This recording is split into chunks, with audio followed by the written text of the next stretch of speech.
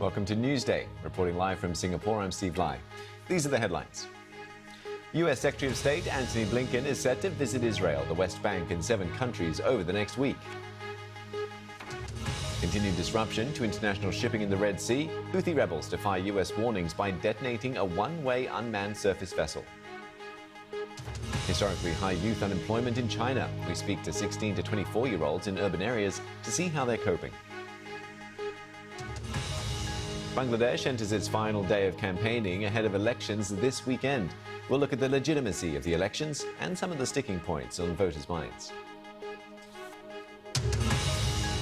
Live from our studio in Singapore. This is BBC News. It's Newsday.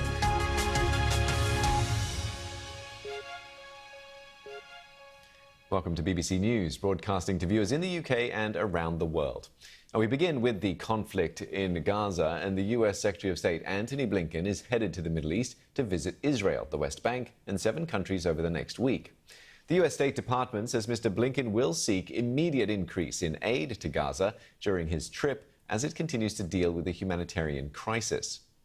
His visit comes as the UK Foreign Secretary, David Cameron, warns Israel must allow more aid into Gaza in order to avoid starvation and large outbreaks of disease. And there are reports of dozens more deaths from airstrikes in southern Gaza as Israel continues its military operation there. Meanwhile, in Lebanon, people have gathered for the funeral of Deputy Hamas leader Saleh al-Aruri. He was killed earlier this week in an explosion. Hezbollah, a powerful Iranian-backed group in Lebanon, has blamed that attack on what it says was flagrant Israeli aggression.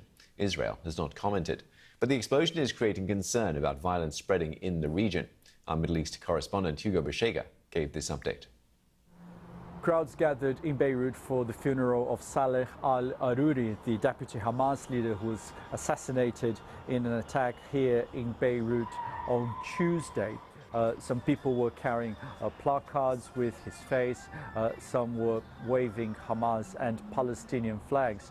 And this assassination was a blow for Hamas, but it also hit its Lebanese allies, Hezbollah, because it happened in an area of Beirut that is a stronghold of Hezbollah. So this has raised fears of a wider regional conflict, but there have been some indications that both Israel and Hezbollah are willing to take steps to avoid an escalation in their confrontation. We heard from the Israeli Defense Minister Yoav Gallant, who said the Israeli authorities were determined to change the security situation in northern Israel to allow the return of thousands of residents who've been evacuated because of those constant attacks by Hezbollah.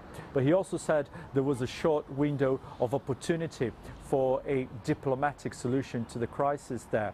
And those comments followed a speech by the influential leader of Hezbollah, Hassan Nasrallah, in which he described the assassination that happened here in Beirut as a flagrant Israeli aggression, but crucially, he did not make any threat to act against Israel. Now, Hassan Nasrallah is expected to address his supporters again on Friday, and any response from Hezbollah is likely to be measured to avoid a strong Israeli response and a potential catastrophic conflict for Lebanon.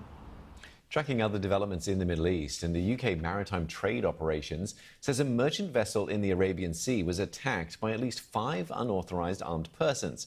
That's the 25th attack or hijacking of a commercial ship traveling in that part of the world since mid-November, with the majority of attacks happening in the Red Sea.